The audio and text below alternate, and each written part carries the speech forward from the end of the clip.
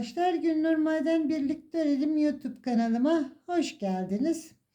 Bugün sizlerle yeni doğan 0-3 ay arası bebekler için güzel bir yelek öreceğiz. Yaka düşürme çalışması yapacağız. Böyle çok güzel bir şekilde, muntazam bir şekilde bu yaka düşürme tekniğini isteyen arkadaşlarım vardı.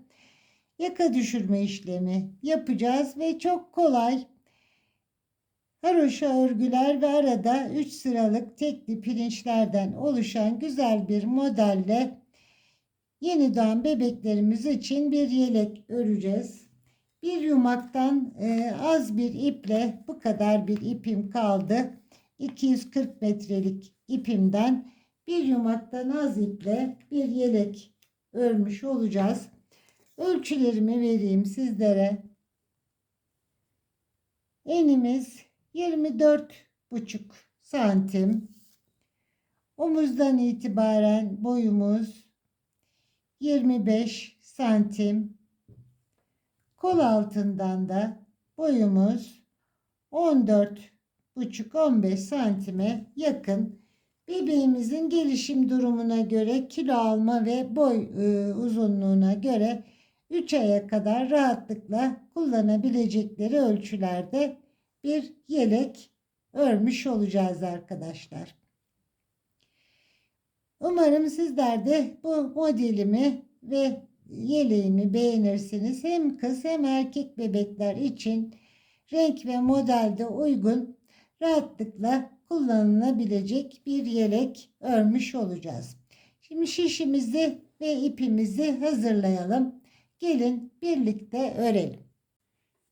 Yeleğimi Alize'nin Baby Best ipiyle öreceğim. 100 gram ağırlığı, 240 metre uzunluğu. Renk numarası 250. Sarı renkli güzel bir sarıyla yeleğimi öreceğim. Şişim 3,5 numara. Şişime 62 ilmek attım ve 4 haroşa sırası boyunca ördüm. Sağ ön bedende 6 ilmek ön patlarım olacak. Bunun üzerinden ilk iliğimi açtım. 11 haroşa sırası arayla iliklerimi açacağım. Ayrımlarımı da beden ilmeklerimi de sizlerle paylaşayım. 12 ilmek ön bedenim, arada bir tersim, 8 ilmek kolum, arada bir ters, 18 ilmek arka beden, yine bir ters ilmek, 8 ilmek kol, bir ters ilmek ve diğer ön bedende 12 ilmek olacak şekilde hazırladım. Yaka düşürme işlemi yapacağım.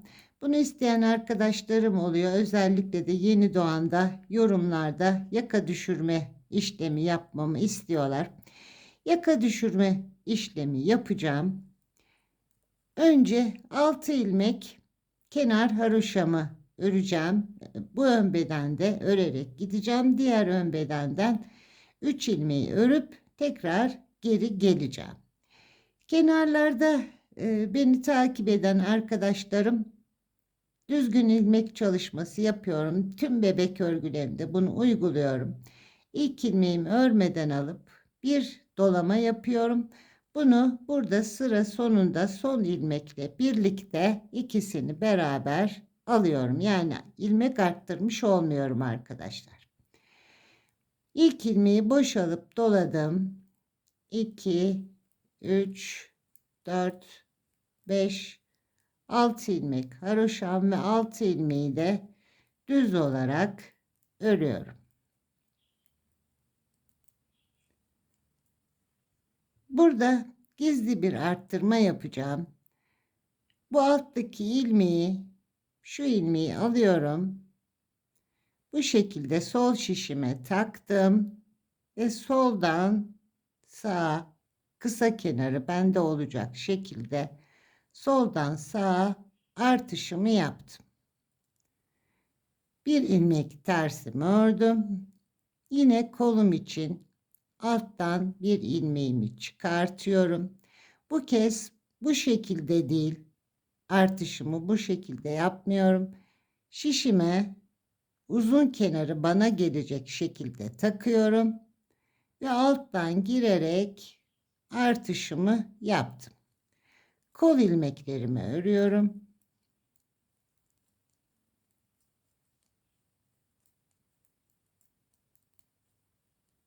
Kolumun diğer kenar artışı için yine alttan aradaki ilmeği aldım. Kısa kenarı bende. Kısa kenarından giriyorum. Artışımı yapıyorum. Bir tersimi örüyorum. Arka beden için alttaki ilmeği alıyorum. Sol şişime uzun kenarını takıyorum. Alttan girerek artışımı yaptım. Arka bedenim 18 ilmeğimi örüyorum.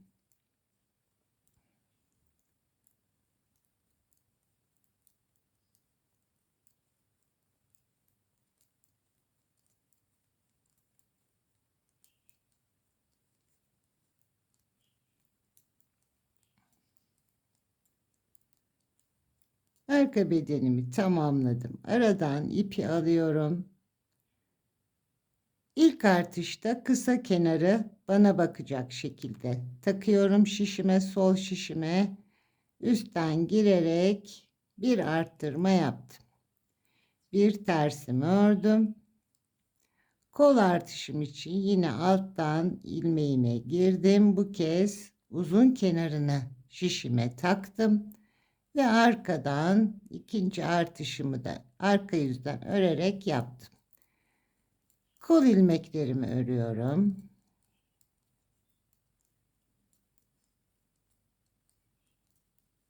Kolumun bitiminde yine önce kısa kenarını ördüm. Bir artış yaptım. Bir tersimi ördüm. Ön beden için yine aradaki ilmeğe girdim. Bu kez uzun kenarı şişime taktım. Alttan girerek artışımı yaptım. Şimdi burada 6 ilmek haroşanın dışında 6 ilmek düzüm var. 3 tanesini örüp geri döneceğim. 1, 2, 3 ilmeğimi ördüm. Geri döndüm. Ördüğüm ilmeği sağ şişime aldım. Bakın şu ilmeği, alttaki ilmeği yukarıya çıkartıyorum. İpi normalde bu şekilde örüp gitmem gerekirken ipimi böyle çekiyorum. Burada 2 ilmek görüntüsü veriyorum. İpi kendime aldım. Ters ilmeklerimi örerek arka yüzde ilerliyorum. Aradaki bir düzümü örüyorum.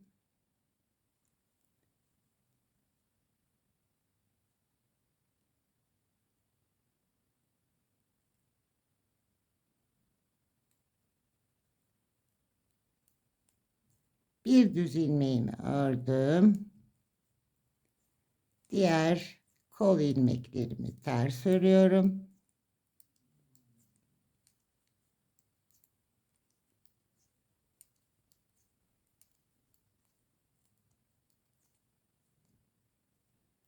Bir düzümü tekrar ördüm. Arka bedenimi örüyorum. Şimdi ön bedendeki ilmeklerime kadar arkayı ters olarak aradaki de bir düzleri örerek ilerliyorum. Ön bedenime kadar arkayı ters olarak örüp geldim. Şimdi arttırdığım bir ilmeğimi ördüm. Yine burada 12 ilmeğim var. 6 haroşa, 6 ters ilmek. Arttırdığım ilmeği ördüm. 3 tane daha ters öreceğim. 1, 2, 3. Geri döndüm. İpi kendime aldım. En son ördüğüm ilmeği sağ şişime taktım. Bunu tekrar örmeyeceğim. İpi arkaya doğru alıyorum. Bakın yine burada da bir alttaki sırayı üste çıkartmış oldum. Burada 2 ilmek var görüntüsü elde ediyorum. İpi böyle çekiyorum sıkıca. Ve ilmeklerimi örmeye devam ediyorum.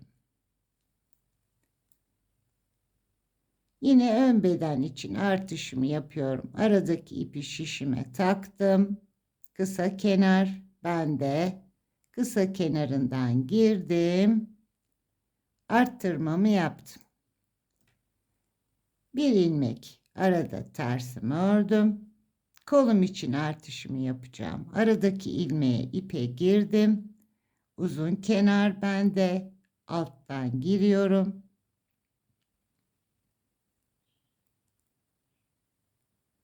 Alttan girdim. Bir tane artış yaptım. Kol ilmeklerimi örüyorum.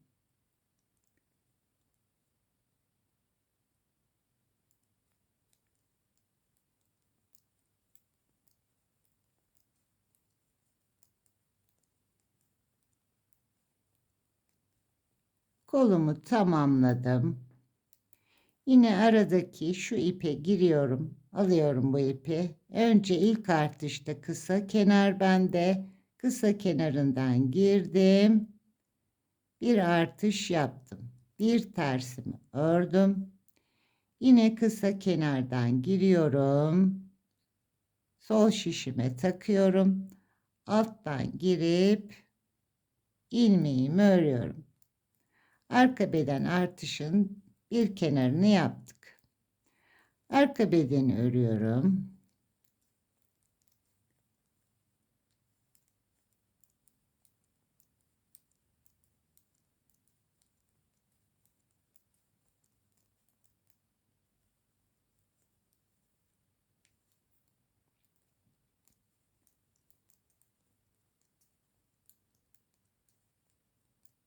Arka bedenimi tamamladım. Yine ilk artışımda aradaki ilmeğe girdim. İpi yukarı çıkarttım. Kısa tarafından girip bir arttırma yaptım. Bir tersimi örüyorum. Aradaki ipi yukarı çıkarıyorum. Sol şişimi aldım. Alttan giriyorum. Artışımı yapıyorum. Kol ilmeklerimi örüyorum.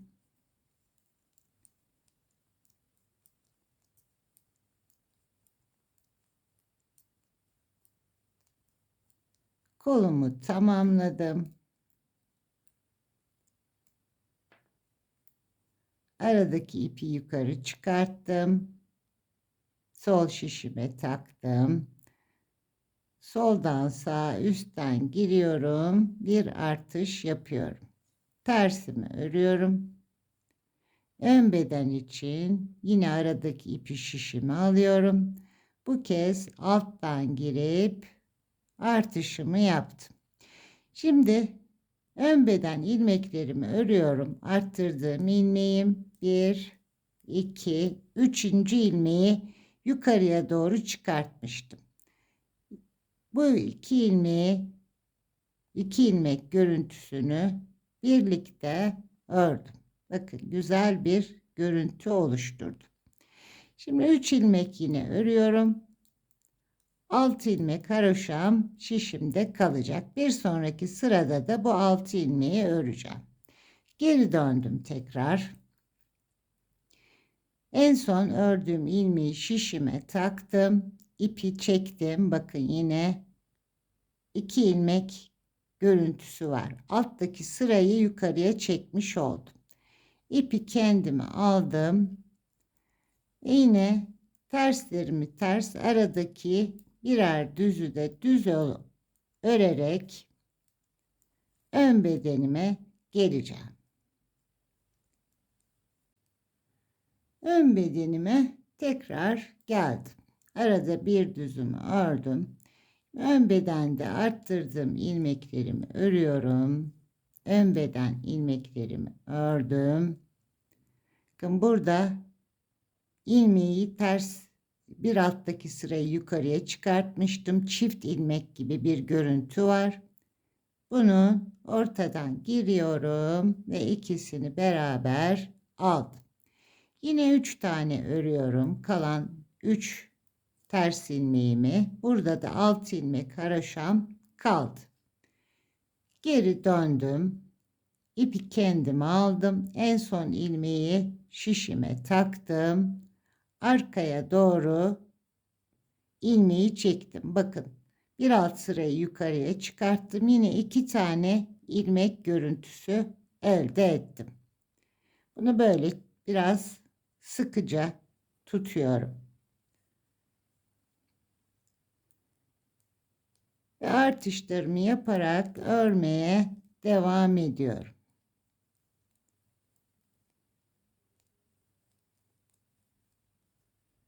Ters ilmeğime geldim. Bir alttaki ipi aldım. Soldan artışımı yaptım. Bir tersimi ördüm. Aradaki ipe girdim. Bu kez alttan kol ilmeklerimi örüyorum. Artışlarımızı nasıl yaptığımız anlaşıldı sanıyorum. Kol ilmeklerimi örüyorum bir ters ilmeğe kadar.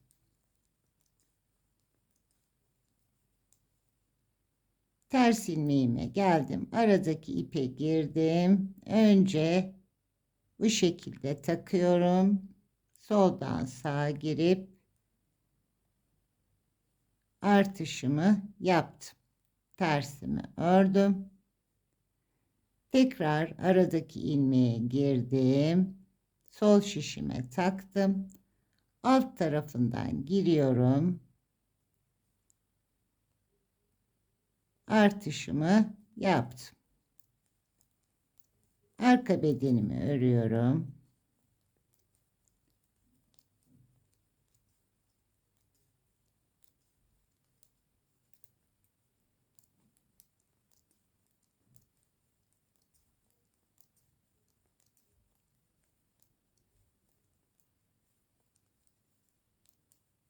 Bir ters ilmeğe kadar arka bedenimi tamamladım. Yine aradaki ipi yukarı çıkarttım.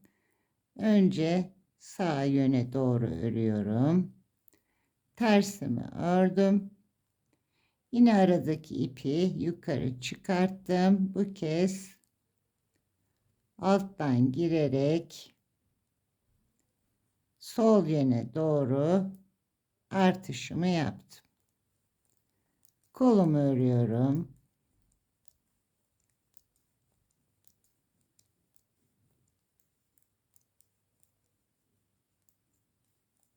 Ters ilmeğime kadar kolumu ördüm.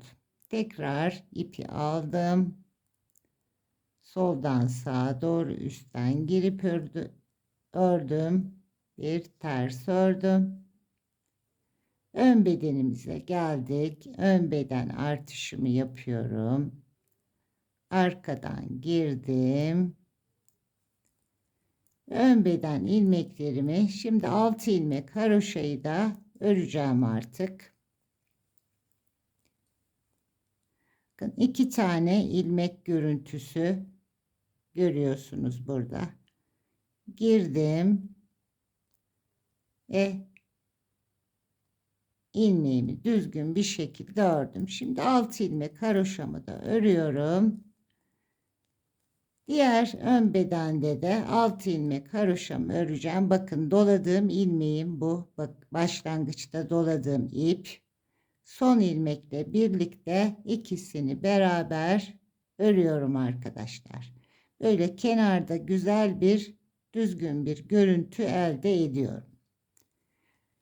Yine arkada tersleri ters, düzleri düz öreceğiz ve en sonda 6 ilmek haroşamızı da öreceğiz. Geri dönüşümüz yok artık ve ön yüzümüze geleceğiz. Arka yüzden örgümü örüp geldim.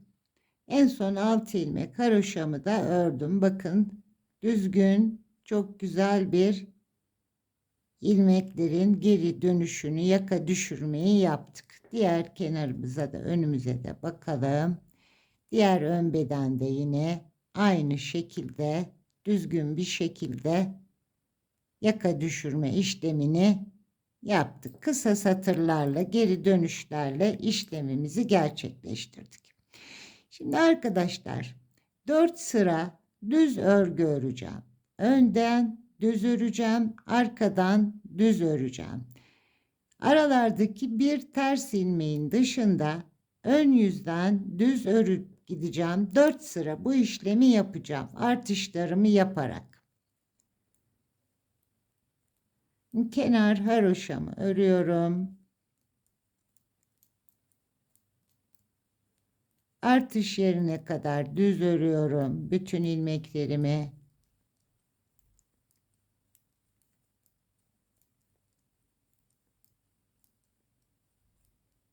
Yine artışımı aynı şekilde yapıyorum. İlmeğimi üstten girdim, aradan ipi çıkarttım. Bir tek tersimi örüyorum. Diğer kenar artışımı da yapıyorum. Aradaki ipi şişime takıp arka yüzden örüyorum. Bütün ilmeklerimi şimdi önde düz örüyorum. Artışlarımı yaparak aradaki bir tersleri örerek sıramı tamamlıyorum. Sıra sonuna kadar önde aradaki bir terslerin dışında artışlarımı yaptım ve düz örgü ördüm. Arka yüze geldim. Arkada da bütün ilmeklerimi düz öreceğim. Aradaki birer terslerde arkada düz ördüğümüz için tüm ilmeklerimi düz örüyorum arkadaşlar. Sıra sonuna kadar bütün ilmeklerim arkada düz. Önde düz ördüm. Bu ikinci sıram. Arka yüzde de düz örgü örüyorum. Hepsini düz olarak örüp ön yüze geleceğim. Önde de yine bir sıra düz, arkada da bir sıra düz öreceğim. 4 sıra düz örgü örmüş olacağım. Ön yüze gelelim. Ön yüzüme geldim. Şimdi 3. sıra düz örgümü öreceğim. Artışlarımı yapacağım.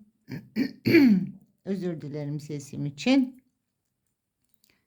Artış yerime kadar sadece artış aralarında birer ters öreceğim. Bütün ilmeklerimi önde de düz örgü örüyorum. Ters ilmeğime geldim. Yine aradaki ilmeği şişime alıp artışımı yapıyorum. Bir tersimi örüyorum. Tekrar aradaki ilmeği alttan girerek artışımı yaptım. Artışlarımı yaparak bu sıramı da düz örüyorum. Yine arkada bütün ilmeklerimi aradaki birer terslerde arkada düz olduğu için tüm ilmeklerimi 4. sıra ters örerek ön yüze geleceğim. Arttırdığım ilmeğime geldim. Şişime taktım. Önce soldan sağa arttırıyorum.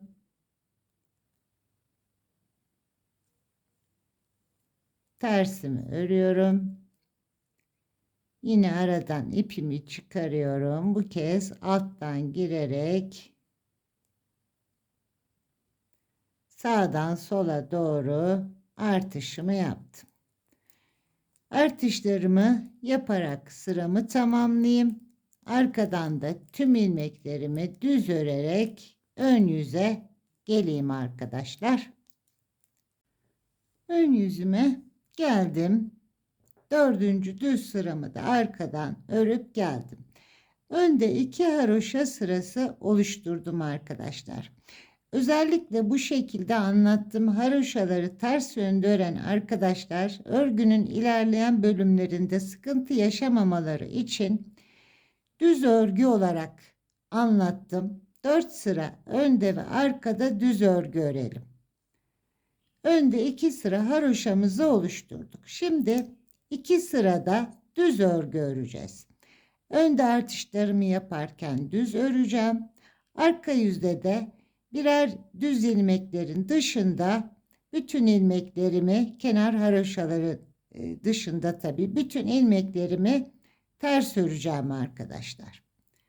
Şimdi artışlarımızı yapalım.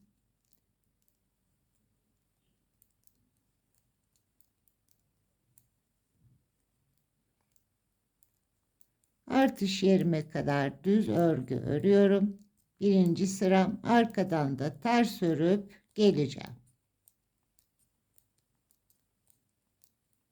Artış yerimize bir ters ilmeğe geldik. Yine aradaki ipi aldım. Artışımı yaptım. Bir tersimi ördüm. Aradaki ipimi yine yukarıya aldım. Alttan girerek arttırmamı yaptım. Artışlarımı yaparak düz örgümü örüyorum. Arka yüzden de ilmekleri gördüğüm gibi öreceğim. Tersleri ters, düzleri düz. Ön yüze geleceğim. 2 sıra düz örgü örmüş olacağız. Sıralarımı tamamladım. Önden artışlarımı yaparak düz örgümü ördüm. Arka yüzden de ilmeklerimi gördüğüm gibi terslerimi düzlerimi örerek geldim. 2 sıra düz örgü örmüş oldum. Şimdi 3 sırada pirinç öreceğiz arkadaşlar. Tekli pirinç örgüsü öreceğiz. 3 sıra. Önce kenar patımı örüyorum. Boş alıp doladım ve 6 ilmek haroşamı ördüm. 2, 4, 6. Bir ters örerek başlıyorum. Bir ters, bir düz, tekli pirincimi örüyorum. Bir ters, bir düz, bir ters, bir düz, bir ters, bir düz, bir ters, bir düz, ters, düz ördüm. Artış yerime geldim. Artışımı yapıyorum.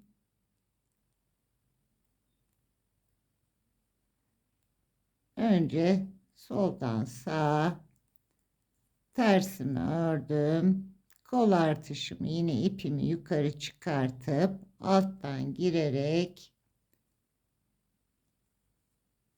arttırmamı yaptım. Kolumda yine bir tersle başlıyorum. Bir ters, bir düz, bir ters, bir düz pirincimi örüyorum. Tek ilmek üzerinden tekli pirinç örüyoruz.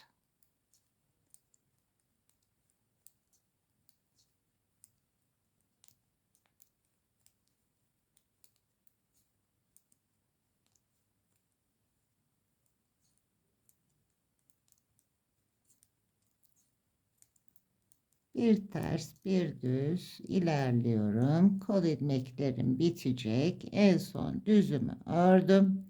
Yine aradan ipimi yukarı çıkarttım. Artışımı yaptım. Tersimi ördüm. Yine buradan arttırmamı alttan girerek yapıyorum.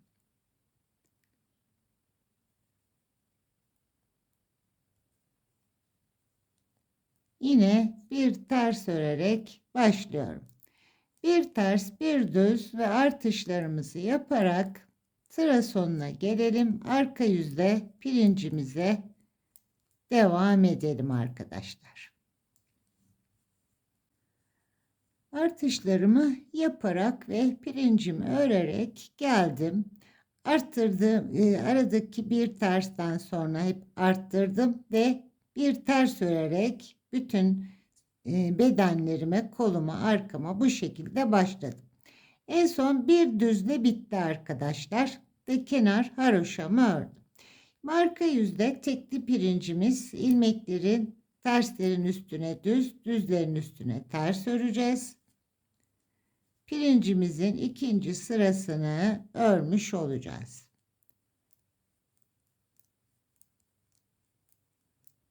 Altı ilmek kenar patımı ördüm. Önümde ters ilmeğim var. Önde düz olan ilmek, tersi düze çevirdim. Düz ilmeğimin üstüne ters örüyorum. Tersin üstüne düz. Bir ters, bir düz. Bir ters, bir düz. Bir ters, bir düz.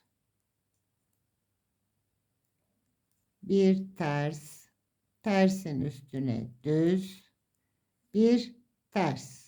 Bu artış yaptım ilmeğin yanı, arttırdığım ilmeği de arkada düz ördüm. Terslerin üstüne düz, düzlerin üstüne ters ördük. Arada bir düz ilmeğimi ördüm. Şimdi kolumda düz ilmeğim var, yanında ters ilmeğim. Tersi düze çevireceğim. Arttırdığım ilmeği de ters örmem gerekiyor. Bir ters ördüm. Tersi düze çevirdim. Düzün üstüne ters. Tersin üstüne düz. Bir ters, bir düz. Bir ters, bir düz. Kol ilmeklerimde pirincimi örüyorum. Bir ters, bir düz. Diğer kenarda da işlemimizi tekrar anlatayım. Bir ters, bir düz, bir ters, bir düz. Aradaki düz ilmeğimi ördüm. Arka bedenimde arttırdığım ilmeğim, ilk ilmeğim artış yaptığım ilmek. Yanındaki ilmek ters. Bu tersi düz öreceğim için İlk ilmeğimi de ters örerek başlıyorum. Ters ördüm. Ters ilmeğimi düze çevirdim. Düz ilmeğimi üzerine ters örüyorum. Yani yanındaki artış yaparak önden geldiğimiz için yanındaki ilmek neyse ona göre arttırdığımız ilmeği de arka yüzde pirincini örüyoruz. Bir ters, bir düz ilerliyorum.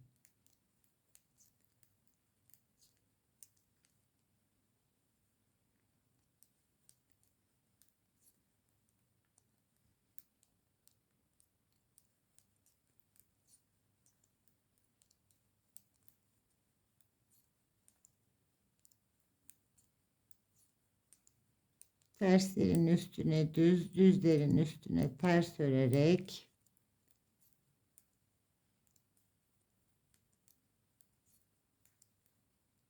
arttırdığımız ilmeğe kadar geldik.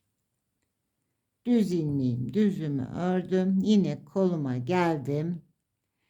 İlk öreceğim ilmek bu ilmeğim, arttırdığım ilmek önde. İlk öreceğim ilmek tersi düze çevireceğim. O yüzden bu ilmeğimi de ters olarak örüyorum. Arttırdığım ilmek arkada ters ördüm. Burada ilmeğimi düze çevirdim. Düz ilmeğim, bunu terse çevirdim. Bir ters, bir düz ilerliyorum.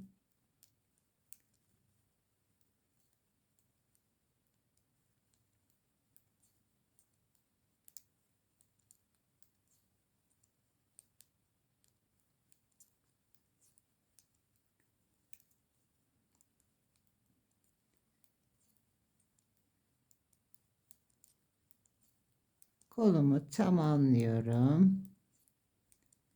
Bir ters, bir düz, bir ters, bir düz. Artış ilmeğim. Bunu düz ördüm. Ön bedenimde bakıyorum. Arttırdığım ilmeğim bu. Bir tersim var. Tersi düze çevirdiğim için bunu da yine ters olarak ördüm. Tersi düze çevirdim. Düzü terse. Bir düz, bir ters. Pirincimizin ikinci sırasını da tamamladık. Şimdi önden bir sıra daha pirinç öreceğiz arkadaşlar. 2, 4, 6. 6 ilmek kenar patımı düğme yerime örüyorum.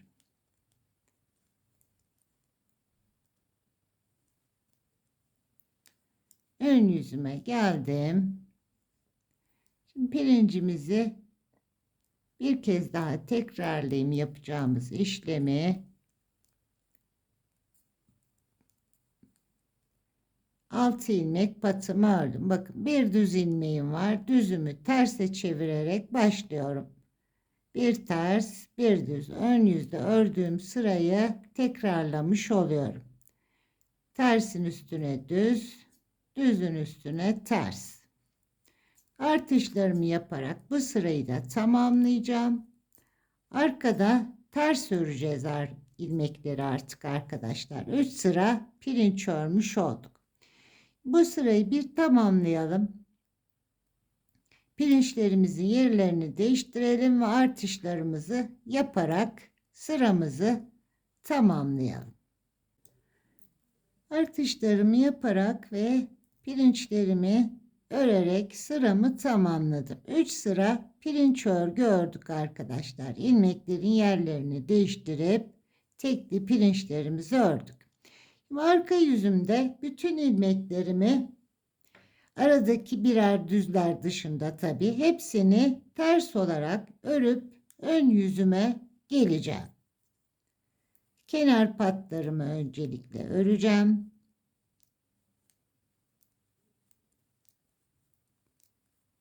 Kenar patımı ördüm. Aradaki bir düze kadar tüm ilmeklerimi ters örüyorum.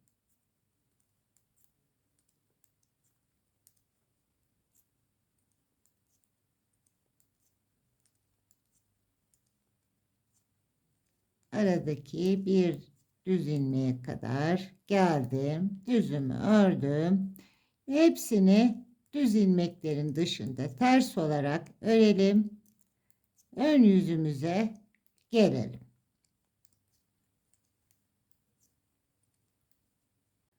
Arkadan ilmeklerimi ters olarak bir düz ilmek dışında ters olarak ördüm. Kenar patlarımı ördüm. Arkadaşlar şimdiye kadar ne yaptık? Bir göz atalım. 4 sıra önden başladık. Önde ve arkada 4 sıra düz ördük. Önden düz ördük, arkadan düz ördük. Tekrar önden ve arkadan düz örüp geldik. Burada 2 haroşa sırası oluşturduk. Daha sonra önde düz, arkada ters ördük. Kenar ilmekleri, aradaki ilmeklerimizin dışında önden düz, arkadan da ters örüp geldik. Ve ön yüzde 3 sıra tekli pirinç işlemi yaptık. Ön yüzden başladık. Arkadan pirincimizi ördük. Tekrar ön yüzden pirincimizi ördük. Ve en son arka yüzden de bir sıra ters örerek geldik. Şimdi yaptığımız işlemleri tekrarlayacağız arkadaşlar. 4 sıra düz örgü öreceğiz. Yine aynı şu sırayı öreceğim. Ben haroşa olarak anlatmamamın sebebi burada önde düz olarak ilk sıramı ördüğümde yine 2 sıra pirinçlere başlamadan önce 2 sıra düz örgü oluşmuş olacak. 4 sıra düz örgümü öreceğim. Önden düz, arkadan ters örerek ikinci sıramı oluşturacağım ve tekrar pirinçlerimi kuracağım. 3 sıra arkadan ters örüp geleceğim. Tekrar aynı işleme 4 sıra düze yeniden başlayacağım.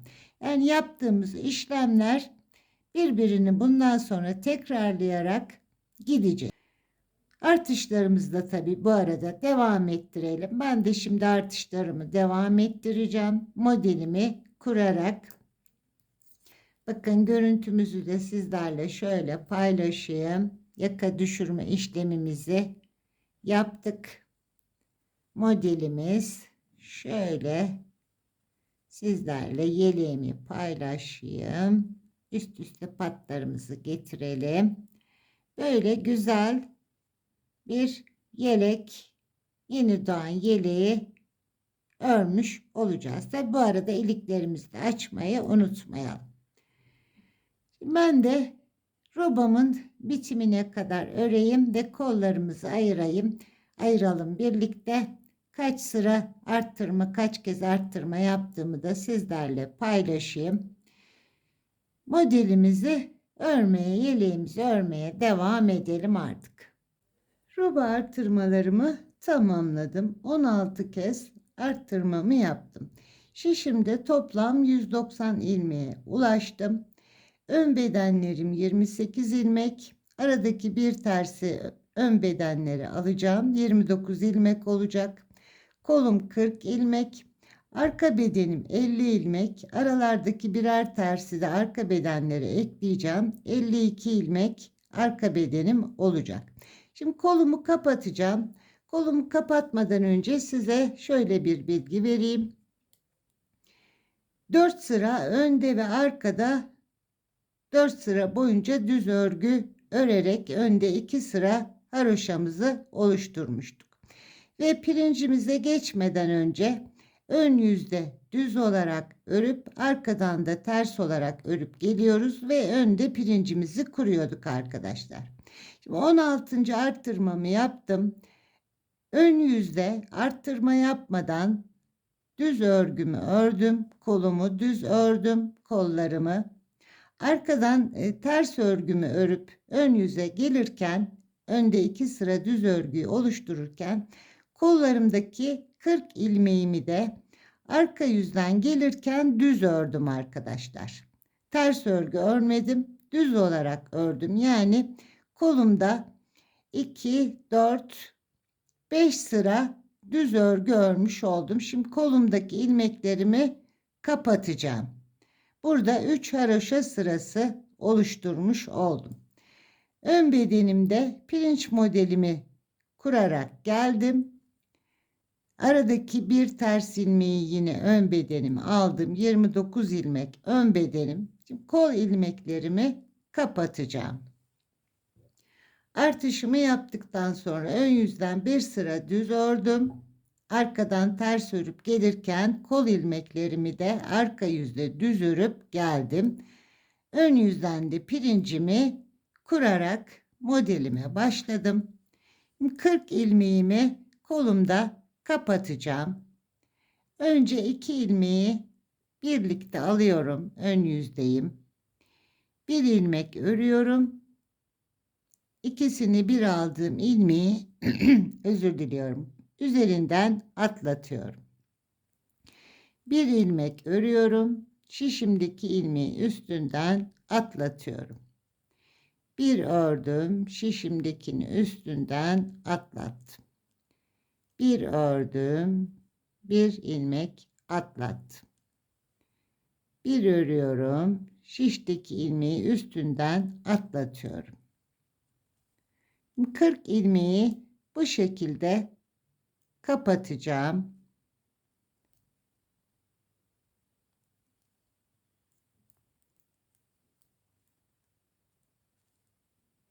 Bir tane örüyorum. Bir tanesini üstünden atlatarak ilmeklerimi kapatıyorum.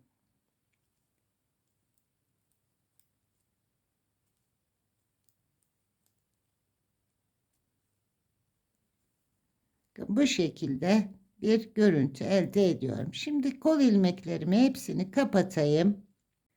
Kolumun ilmeklerini kapattım arkadaşlar. Burada pirinç modelini kurduğum sıra pirincimi kurarak geldim. Bir ters başlayarak modeli hep kuruyoruz biliyorsunuz. Bir ters, bir düz, bir tersle ön bedenim bitti. Bir düz ilmek, sıradaki ilmek, şişimdeki ilmek düz. Arka bedenimde bir ters, pardon arkadaşlar, ilmeğim çıktı. Aradaki bir tersi de bedenimize almıştık. Arka bedenimize bir ters, bir düz, arka bedenimi de pirinçlerini oluşturuyorum. Burada Aradaki tersi bedenimize aldık. Ön bedenimize en son ilmeğim ters. Şişimdeki ilk ilmek düz, ters, düz, ters, düz olarak devam ediyorum. Diğer koluma kadar bir ters, bir düz örüyorum.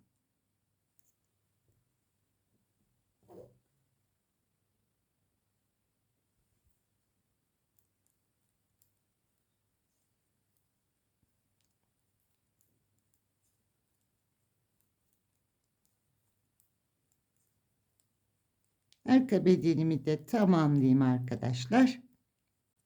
Arka bedenimi de pirinçlerimi kurarak tamamladım. En son bir ters ördüm. Aradaki ters ilmeği arka bedene aldım. Kolumda yine önce 2 ilmeği birlikte alarak başlıyorum. Bir örüyorum. Şişteki ilmeği üstünden atlatıyorum. Bir örüyorum. Bir atlatıyorum. Ve buradaki 40 ilmeği de yine kapatacağım. Diğer ön bedenimde de pirinçlerimi kurmaya devam edeceğim. Burayı ne yaptım? En son bir tersle bitti. Ön bedende bir düz pirince bir düz örerek başlayacağız. Bir düz bir ters pirincimizi kuracağız ön bedenimizde. Diğer kolumu da kapattım. Dediğim gibi ilk ilmeğim şişimdeki ilmeğim düz, tersle bitirdik. Bir ters, bir düz pirincimi kurarak geldim. En son bir düzle bitirdim. Kenar ilmeklerimi de ördüm. Ve arka yüzde de yine aynı şekilde pirinç modelimizin ikinci sırası terslerin ve düzlerin yerini değiştirerek devam edeceğiz. Önce kenar patımı örüyorum.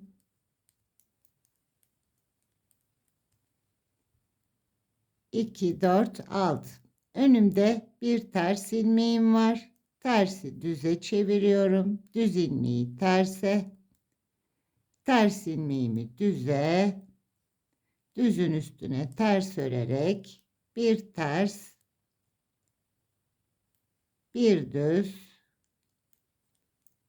pirincimi örüyorum.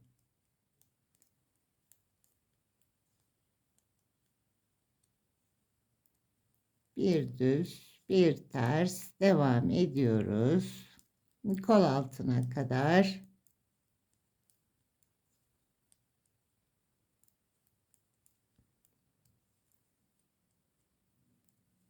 İlmeklerimizin yerlerini değiştiriyoruz. Düzün üstüne ters ördüm. Tersin üstüne düz ördüm. Arka bedenime geldim.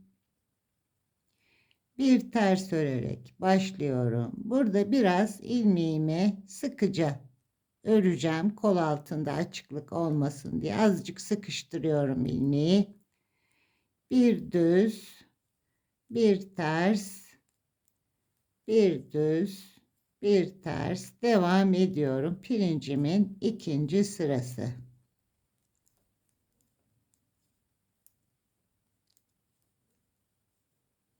Tekrar diğer kol altına kadar geleyim. Arka bedenimi kol altıma kadar getirdim. Bir tersimi ördüm. Bir düz. Ön bedenimi alıyorum. Bir ters. Yine ilmeğimi biraz sıkıştırıyorum arkadaşlar. İlmek uzamasın diye. Tersin üstüne düz. Düzün üstüne ters. Ön bedenimi de bu şekilde tamamlıyorum.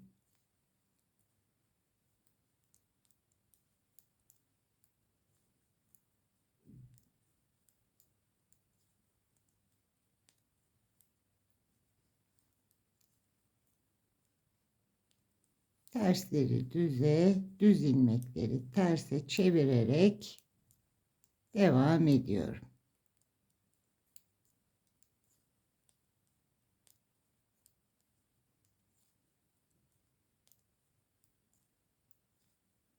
En son 6 ilmeğimi de kenar patımı örüyorum.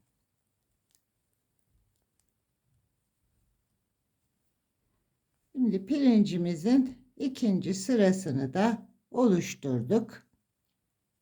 Şöyle bir görüntümüze bakalım. Yeleğimize.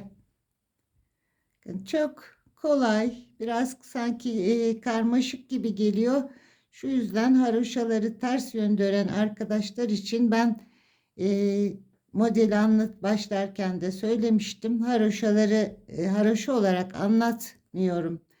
Düz yönde ördüğüm için ters olarak ören arkadaşlara sıkıntı olmasın diye gayet güzel, çok hoş bir yelek öreceğiz. Şimdi yine ön yüzümüzle pirincimizin 3. sırası. Ön yüzden yine pirinçlerimizi ilmeklerin yerlerini değiştirerek, tersleri ve düzleri değiştirerek 3. sırayı öreceğiz. Arkadan hepsini ters olarak örüp geleceğiz ve burada önde ve arkada 4 sıra düz ördüğümüz bölüme geleceğiz. Yani model birbirini tekrarlayarak devam edecek. 4 sıra düz örgümüzü ördükten sonra ön yüzden yine düz örüp arkadan ters örerek geleceğiz. Pirinçlerimizi 3 sıra pirinçlerimizi kuracağız. Birbirini tekrar ederek devam edecek. Robamız tamamladık. Yeleğimin boyunca ben de artık devam edeyim arkadaşlar modelimize. Sizlerle boyunu ve kaç model kurduğumuzu sizlerle paylaşayım. Bu haroşa 4 sıra önde ve arkada düz ördüğümüz bölümü baz alarak sizlere anlatayım. Ya da pirinçleri de baz alabiliriz. En son pirincimizde bedenlerimizi birleştirmiş olduk. Bu pirinçleri baz alarak size kaç kez model kurduğumu söyleyeyim arkadaşlar. Yeleğimin boyunca örüp geliyorum. Yeleğimi tamamladım. Kol kesimini yapıp bedenleri birleştirdikten sonra 3 sıradan oluşan tekli pirincimizden 1, 2, 3, 4, 5 kez ördüm arkadaşlar. 5. pirinç modelimizden sonra ön yüzde düz örmeye başladım.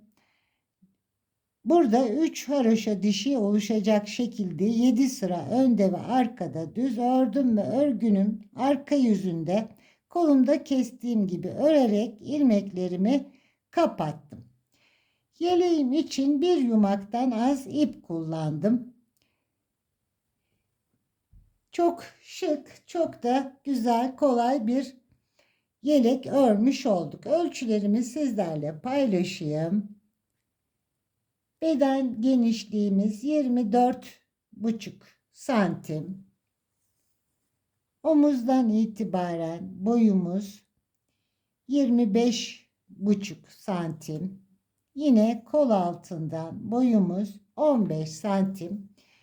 0-3 ay arası bebekleriniz için ideal ölçülerde bir yelek örmüş olduk. Bebeğimizin gelişimine göre çok fazla kilo almazsa belki 3,5-4 aya kadar da kullanabilirsiniz.